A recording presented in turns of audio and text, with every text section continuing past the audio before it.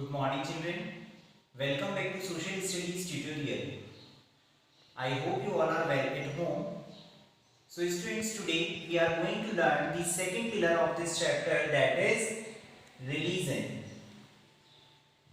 We have already learned about the first pillar, that is gender, that how there is a discrimination and how women are being discriminated in our society, and just after a long struggle how they got their positions by by organizing themselves and by leading some of the feminist movements. So this pillar religion is quite different in nature. So now let's understand that what exactly the religion, communalism and politics is, and how it affects the politics. So students, what exactly happens that in a country there are the people belonging to the different religions, and what exactly once they belong to the different religions, they have their own beliefs, rituals and their perceptions, and they also practices their different rituals. So just because of these different religions, there are the creation of the differences among the people or among the religions. Then just what happens that just because of these differences, there are the social divisions. It doesn't mean that the social division only happens in different religions only. It may also it may be seen in the same religion, that the differences or the social divisions may also be seen in the same religion. For example, in the last chapter we have learned or we have seen one of the good example of Northern Ireland, that the Christian itself, that the people belonging to the Christianity just divided into two categories, or they just divided into two social divisions, Catholics as well as Protestants. Even you can also have a good example of Hinduism, that the Hindu religion is also divided in they believe in upper caste or the lower caste. So unlike gender differences, the religious differences are also often expressed in the politics. Then what exactly that how these are often expressed in the politics, that the people belonging to the different religions, they get themselves organized, and just because of this political expressions, Gandhiji have given Gandhiji what Gandhiji told, that religion can never be separated from politics.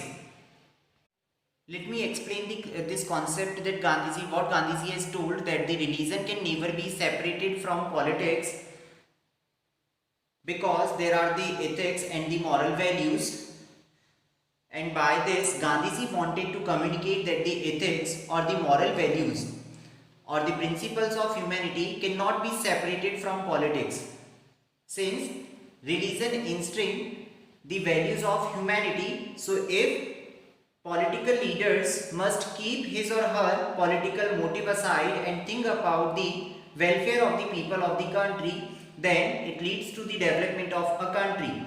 And if we one more good example is of the honesty, that is also a moral value and also a religious value which must be present there in the politics. But what happened, people distorted this and misinterpreted to fulfill their own desires. Because of this, there are the victims of communal riots, because when there was the communal riots, then the religious minorities suffered a lot, and because of this there was they demanded for some special steps to be taken to protect their interest. Though there are some family laws there which discriminated against women, and because of this they demanded, women demanded for change. For example, if we talk about in our country, which is a Hindu dominated country, there is Hindu succession law. So what happened, according to this law, before 2005 the females were not given the part of property after the death of father. The entire property was divided between or among the sons. Then the other good example of this family law is the Shariat law, that in Islam there is a practice of triple divorce or triple talaq. Students, now understand that what the communalism is. So we can understand communalism with this in a better way. As I told you that there are different religions existing in a country. So what the communalism means, how communalism created. So there is the religion which is the basis of a nation. So once there is a religion which is the basis of a nation and expressed in politics. So what exactly when there is the basis of the nation? The basis of the nation is religion. So there are the follower of the same religion. So these followers of the same religion just organize means are considered the members of the same community having their common fundamental interest. That means no differences are there. And this basis of nation means religion as the basis of nation is expressed in politics. Even sometimes the state power is also used to establish domination of one religion or over the other or over the rest. So what exactly they think that the people belonging to the different groups or the different religion are not the part of their community, and just because of this they consider them just to the like from the different community and just have belonging from their different community. What exactly there are the, and what they believe that if there are the people belonging to the same community or they have their commonalities, then these commonalities are the superficial and immaterial. Because the people, once the people of two different communities have their different mindsets, then they avoid this, because what exactly what they think that the people belonging to the different religions having their different and conflicting fundamental interests. So overall we can conclude communalism or define communalism as an ideology where religion is being considered as the basis of nation and religion as a criteria used to establish the dominance of one religion over the rest.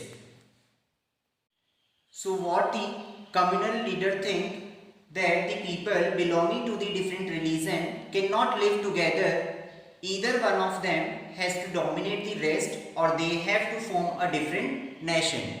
So the partition of India and Pakistan is a good example of the communalism, that the communal leader perceived that the people belonging to the two different religion, Hindu and Islam, cannot live together, and that was the better situation of getting them separated. But actually it was not the way of, or it was not the solution of this problem. So students, this was the concept of religion and communalism. I hope you understood this concept very well. Now in our next session we'll learn about the various forms that the communalism can take place in politics. Thank you. Stay home, stay safe.